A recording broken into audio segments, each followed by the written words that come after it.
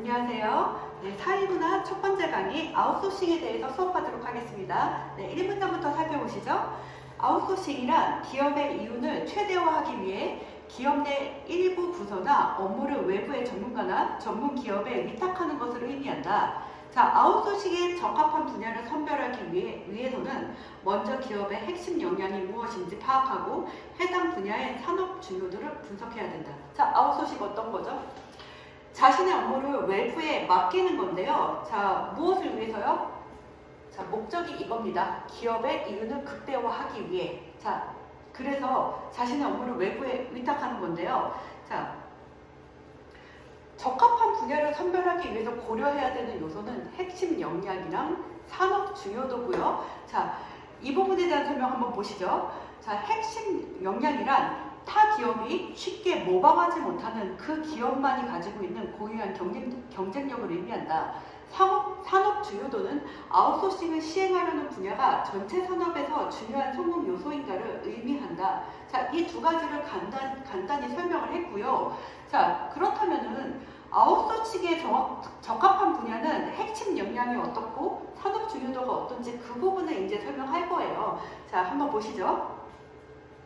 만약에 어떤 분야가 기업의 핵심 역량이면서 산업 중요도가 높다면, 자, 어떤 분야가 핵심 역량이면서 산업 중요도가 높다면 이거는 딴 데 맡기면 안 되는 거예요. 기업 내부에서 운영해야 한다라고 나와 있죠. 자, 이게 가장 합리적이다. 그 다음에 케이스는 총 4개예요. 자, 기업의 핵심 역량이지만 산업 중요도가 낮다면, 자, 해당 분야를 분사시켜 효율성을 추구하는 것이 좋다. 자, 분사라는 거 어휘뜻 보면 본사에서 관련하는 하부기관이나 사업체를 말하는 거죠. 자, 핵심 역량이긴 하지만 산업 중요도가 낮아요. 해당 분야를 분사시킨대요. 결국에 이거는 뭐예요? 아웃소싱 안 한다는 얘기예요. 이것도 안 한다는 얘기고요. 자, 세 번째 봅시다. 핵심 역량은 아니지만 산업 중요도가 높은 경우에는 다른 기업과 전략적인 제휴를 통해 관계를 유지하고 그에 따른 이익을 추구할 수 있다. 자, 이건 무슨 얘기예요? 다른 기업과 전략적 제휴를 맺는다? 얘도 아웃소싱 안 한다는 얘기예요. 자, 4번째 볼게요. 자, 아웃소싱은 어떤 분야가 기업의 핵심 역량이 아니면서 산업 중요도가 낮은 경우에, 자, 핵심 역량 아니면서 산업 중요도가 낮은 경우에 시행하게 된다. 아, 이 경우구나. 핵심 역량이 아니면서 중요도도 낮아야 되는구나. 자, 지금 우리 문제에서는 이 4가지 케이스에 대해서 비교하는 문제는 나오지 않았어요. 하지만 이 4가지 케이스가 충분히 연계나 변형돼서 출제될 가능성이 있고요. 내신에 출제될 가능성도 있으니까 확인 잘 해주세요. 자, 칠판 정리하고 넘어가 보도록 하겠습니다.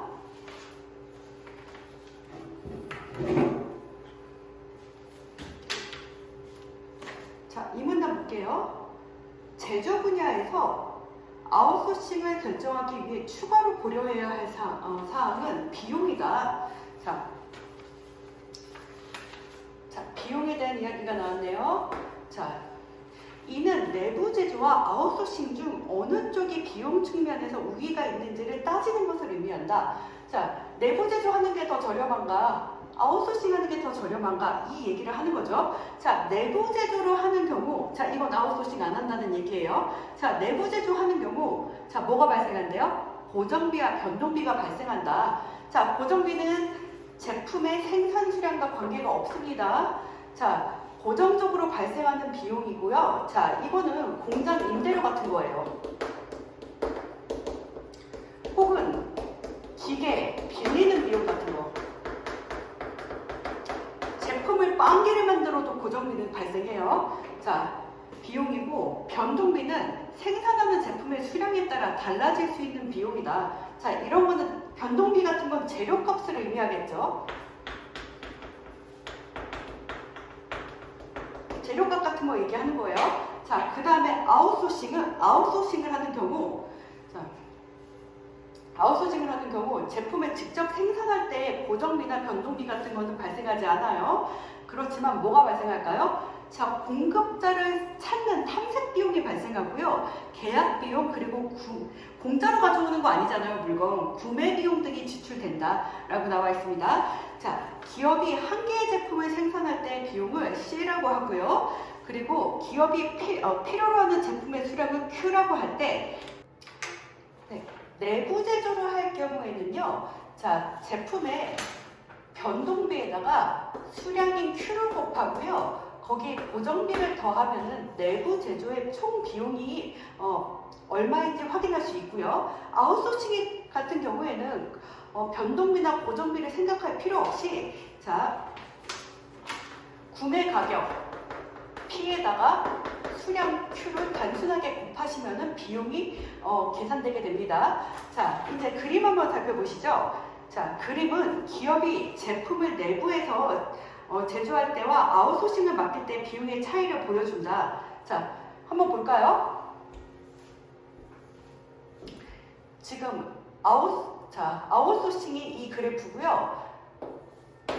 내부 제조가 이 그래프가 되겠습니다. 자, 내부 제조 시에 총 비용 그래프가 아웃소싱 시의 총 그래프보다 더 위에서 시작하는 이유는 자, 내부 제조 시의 총 그래프가 아웃소싱보다 더 위에서 시작하죠. 여기서 시작해요. 아웃소싱은 여기서 시작하는데 자, 더 위에서 시작하는 이유는 뭘까요? 이유는 직접 제조할 때 뭐가 발생하기 때문이죠?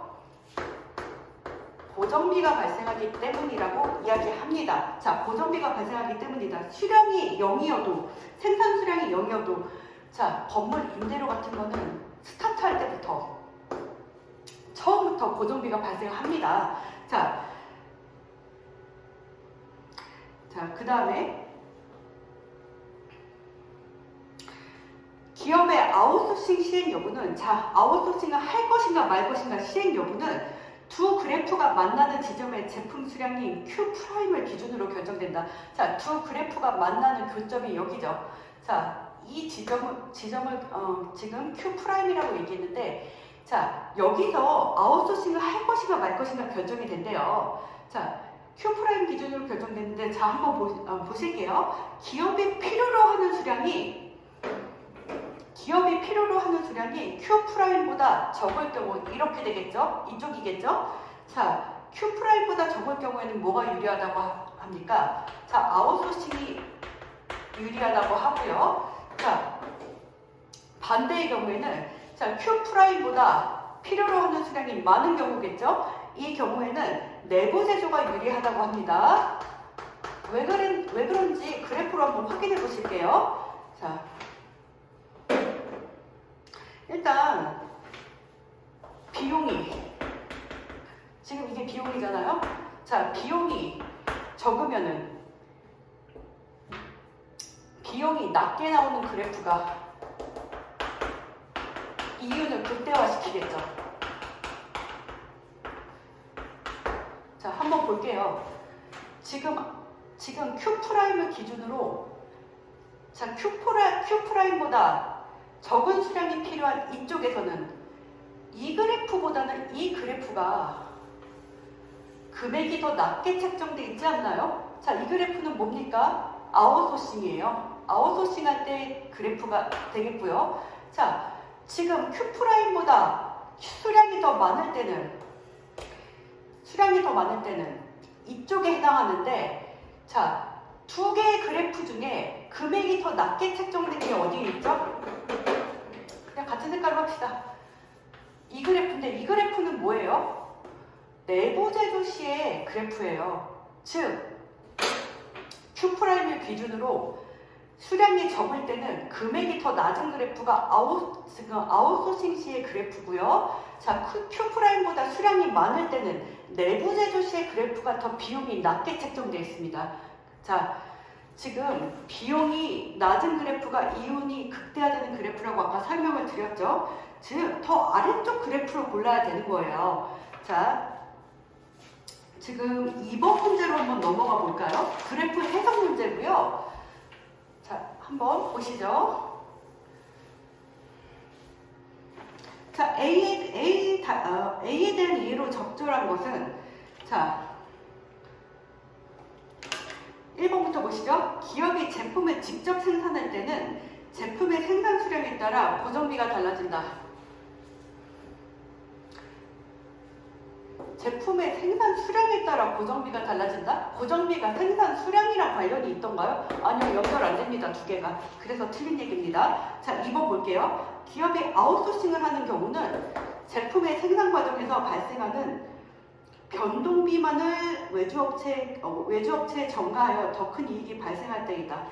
자, 변동비만을 외주업체에게 전가할까요? 아니요. 고정비도 전가합니다. 변동비만 딱 집어서 얘기했기 때문에 이것도 틀린 얘기가 되고요. 3번 볼게요. 기업이 내부 제조를 할 때 다른 비용은 달라지지 않으면서, 자, 내부 제조일 때예요. 다른 비용은 달라지지 않으면서 고정비만 늘어난다면 그림에서 Q'의 위치는 현재보다 오른쪽으로 이동하게 된다. 자, 볼게요. 이게 내부 제조 그래프가 지금 이거잖아요.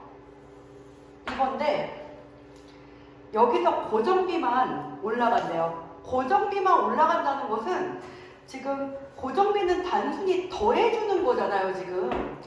따라서 그래프가 기울기가 바뀌면 안 돼요. 단순히 평행이동, 평행으로 그려야 되는데. 자, 평행이동을 해야 합니다. 자, 평행이라고 좀 봐주세요. 자, 이렇게 기울기 변화 없이 평행이동을 해야 되는데, 자, 그렇다면 교점이 어떻게 됩니까? 원래 여기가 교점이었는데 고정비의 상승으로, 자, 기울기는 그대로 평행이동해서, 자, 그래프가 위로 이동했어요. 교점이 Q'이 원래 여기였는데 두 그래프의 교점이 이쪽으로 이동했죠. 그렇다면, 자, Q'은 이렇게 오른쪽으로 이동하는 게 맞습니다.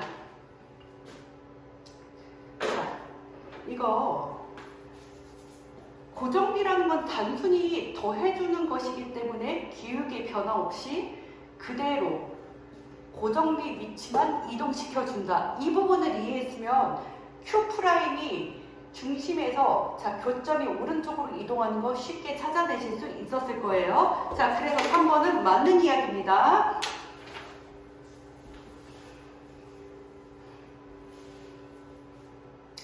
맞는 이야기고 3번이 답이 되겠네요. 적절한 것이니까. 자, 4번, 5번도 마저 확인하겠습니다.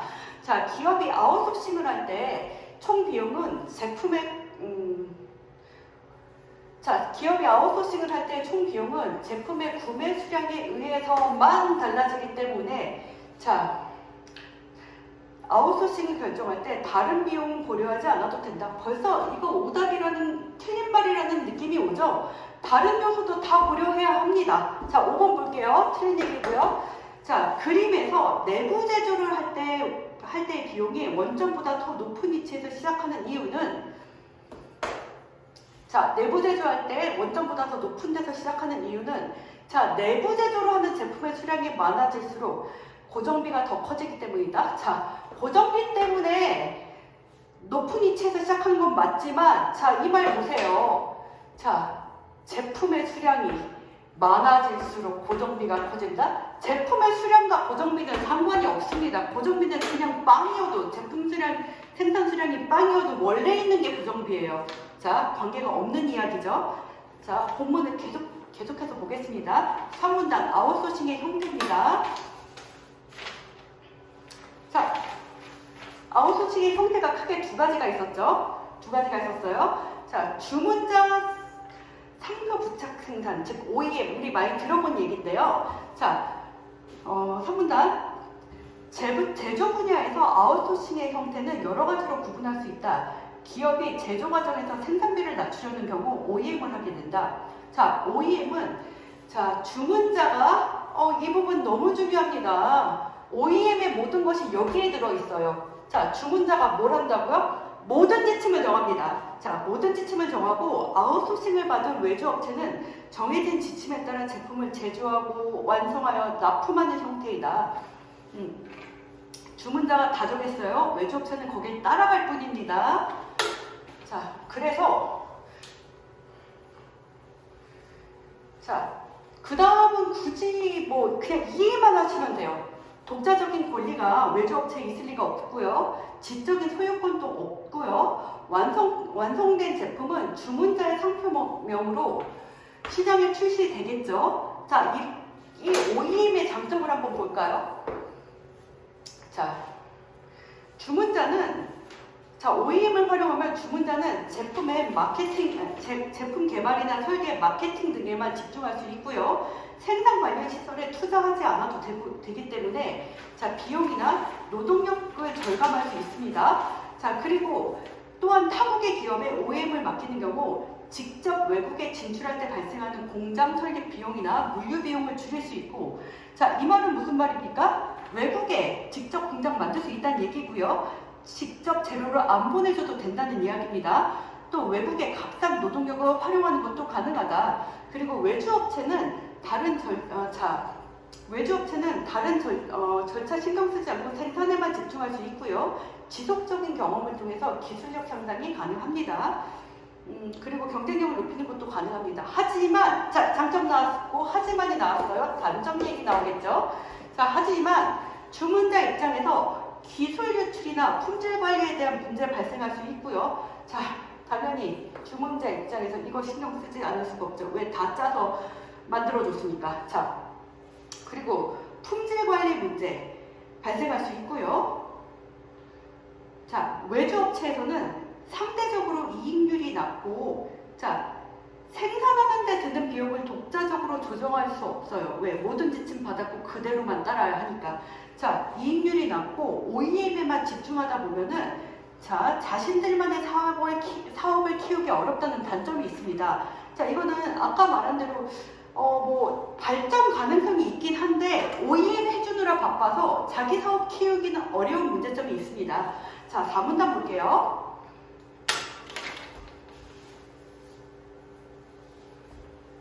자, 시간이 흐르면서 외주업체의 경험이 축적되고 제조 경쟁력을 가지게 되는 경우 아웃소싱의 형태가 달라질 수 있다. 주문자가 모든 지침을 다 정하지 않고 큰 범위 내에서 개괄적인 지침을 정해주면 자, ODM의 모든 것이거든요. 그게 뭡니까? 개괄적인 지침입니다. 자, 주문자가 모든 지침을 다 정하지 않고 큰 범위 내에서 개괄적인 지침을 정해주면 외주업체가 이에 따라서 큰 틀만 정해주면 상세 설계를 완성하고요. 필요하다면 주문자가 지시한 설계나 규격까지도 변경할 수 있습니다. 자, 이를 통해 제조업자 개발 생산, 즉 ODM이라고 하는데요. 자, ODM은 OEM에 비해 외주업체의 생산 관련 권한과 자유도가 높고요. 자, 외주업체는 주문자의 협의에 따라 지적재산권 공유도 가능합니다. 그렇지만 제품의 특징이 권한은 확실히 많아요. ODM이. 하지만 제품은 주문자의 상표명으로 출시됩니다. 이것까지는 ODM도 안 되는 거예요. 즉, OEM과 ODM의 공통점이 되겠습니다. 자, 장점 볼게요. 주문자는 제품 생산의 모든 지침을 완전히 완성하지 않아도 되어서 자, 대략만 전달해도 되잖아요. 비용과 시간을 절약할 수 있고 외주업체의 전문성을 적극적으로 크게 활용할 수 있다는 장점이 있습니다. 자, 하지만 외주업체와 만약에 이건 단점이에요. 외주업체와 분쟁이 발생하면 다른 외주업체로의 변경이 어렵기 때문에 외주업체 의존도가 조금 커요. ODM이. 자, 변동이 어렵기 때문에 제품 생산에 차질을 빚을 수도 있습니다. 외주업체는 생산 과정의 세부 절차를 직접 결정하기 때문에 자, 이건 또 장점이에요. 외주업체는 스스로 생산 비용을 줄일 수 있습니다. 자, 예를 들어서 뭐 신발을 만들다고 할 때 가죽을 자를 때 이런 방식보다는 다른 방식으로 자르면 비용을 절감할 수 있다. 그러면 ODM 같은 경우에 그 방식으로 할 수 있는 거예요. 비용을 줄일 수 있습니다. 자, 그래서 그런 식으로 이익을 창출할 수 있습니다. 대신 외주 업체는 OEM에 비해서 더 높은 기술력을 갖고 있어야 하며 다른 외주 업체와의 차별성을 유지해야 한다는 어려움이 발생한다. 즉, ODM은 자율성이 더 있긴 한데 외주 업체 입장에서 더 잘해야 돼요. 즉, 높은 기술력과 차별성을 유지해야 된다. 즉, 조금 더 많은 노력이 필요하다라는 단점이라면 단점이 될 수 있겠죠. 자, 그렇게 볼 수 있고요. 본문은 여기까지고 문제를 한번 같이 풀어볼게요. 자, 문제 1번. 아웃소싱에 대한 설명으로 적절하지 않은 것은, 자, 1번. 제조 분야에서 아웃소싱은 주로 제품의 생산비를 낮추기 위한 방법으로 활용된다. 맞는 얘기죠. 자, 2번 볼게요. 아웃소싱은 제조뿐만 아니라 서비스업 등 다른 사업 분야에서도 활용된다고 이야기 나왔습니다. 3번. 기업은 핵심 역량을 파악하고 사업 중요도를 분석해야 합리적으로 아웃소싱 여부를 결정할 수 있다. 자, 맞는 얘기고요. 4번 볼게요. 어떤 분야가 산업 중요도가 낮고 핵심 역량이 아니라면 그게 바로 아웃소싱이었죠. 자, 5번 볼게요. 기업이 아웃소싱 시행 여부를 결정할 때 가장 우선적으로 고려해야 할 사항은 제품 생산에 드는 원가? 이건 비용이잖아요. 자, 아웃소싱 할지 말지 결정할 때 우리가 비용부터 보든가요? 아니요, 분야 선별부터 했습니다. 이게 뭐예요? 바로 위에 나와 있네요. 산업 중요도와 핵심 역량을 먼저 고려했습니다. 그래서 비용부터 고려한다는 5번이 틀린 말입니다. 그래서 5번이 답입니다. 자, 2번 문제는 아까 풀었고요. 3번으로 넘어가 볼게요. 자, 이번에는 적절한 것을 고르는 문제고요.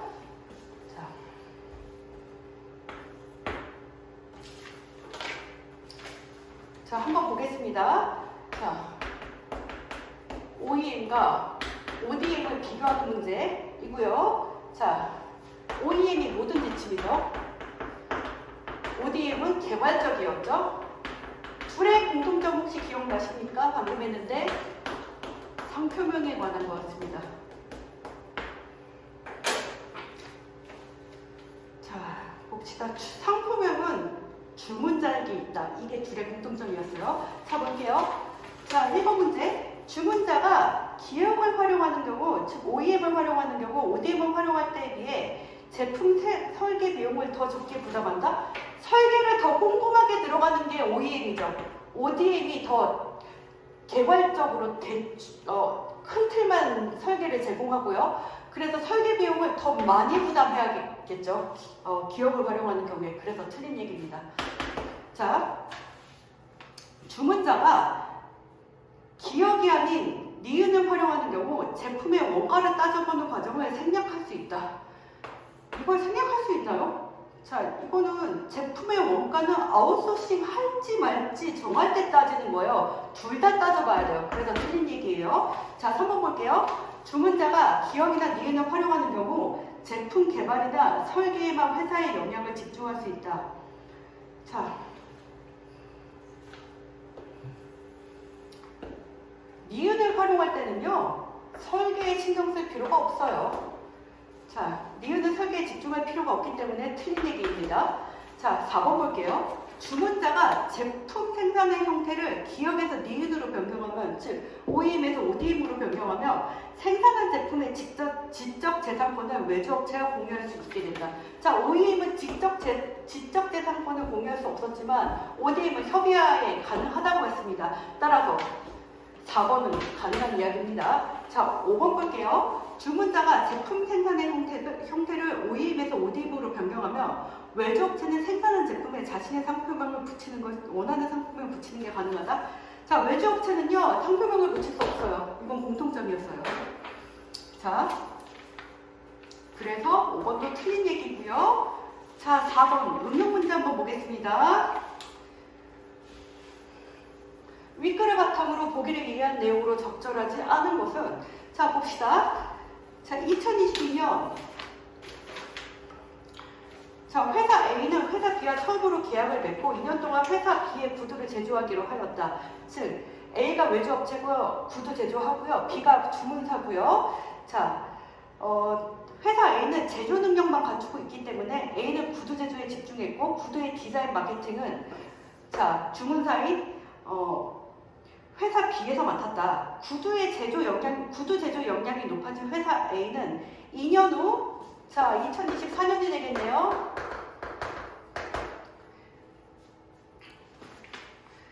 자 2년 후 다시 계약을 맺으면서 구두의 생산 과정 전체를 담당하기로 하였다. 자 구두의 생산 과정 전체를 담당한다? 이거는 뭐예요? OEM에서 ODM으로 바뀌었다는 이야기죠. 한편 회사 B는 다른 제품들도 시장에 내놓고 있고 다른 회사들과도 아웃소싱을 맡기고 있으며 자 제품의 홍보 및 판매에만 집중하고 있다. 이건 뭐예요? ODM을 실행하고 있다는 이야기죠. 자 볼게요. 자 2022년 OEM, 2024년 이후로 ODM을 지금 활용하고 있는 회사입니다. 회사 B가. 자, 1번부터 보죠. 지금 틀린 거 골라야 되고요. 자, 회사 A와 회사 B의 첫 번째 계약이 진행되는 기간. 자, 이거는 OEM이에요. 기간에는 회사 A는 회사 B가 요구한 디자인에 어긋나지 않게 구두를 제조하였겠군. 맞는 얘기입니다. OEM이니까 그대로 해야 돼요. 자, 2번 2024년 이후 회사 A는 이전과 달리 구두의 생산 과정에서 세부 절차를 직접 결정할 수 있었기 때문에 자, 2024년이면은 ODM이죠. 자, 회사 A는 이전과 달리 세부 절차 직접 결정할 수 있기 때문에 생산 비용을 스스로 줄일 수 있게 되었겠군요. 자, 3번 볼게요. 이게 바로 ODM 특징 맞죠? 3번 볼게요. 자, 회사 B의 아웃소싱 계약이 모두 끊어지는 경우 자, 이거는 아웃소싱 계약이 모두 끊어지면 ODM을 맺는 회사 A와도 끊어지겠죠. 자, 제품 생산이 어려워져 소비자들은 당분간 회사 B의 제품을 구입하는 것이 어려워질 수 있겠군. 맞는 얘기입니다. 자, 4번 2024년 이후 회사 A의 역량이 계속 향상되어 새로운 구두 브랜드를 만들 수 있게 된다면 A의 브랜드죠. 회사 A는 회사 B의 구두를 제조하지 않을 수도 있겠죠. 자신만의 브랜드를 만든다면. 자, 4번도 맞는 이야기고요. 5번이 그럼 답이 될 텐데 뭐가 틀렸는지 한번 볼까요? 자, 회사 B는 2024년 현재 아웃소싱을 맡긴 회사들의 생산 과정을 관리해야 하기 때문에 각 제품의 설계 과정에 관한 세부적인 지침을 완성하는 것이 중요하겠군. 자, 회사 B는 2024년 현재면은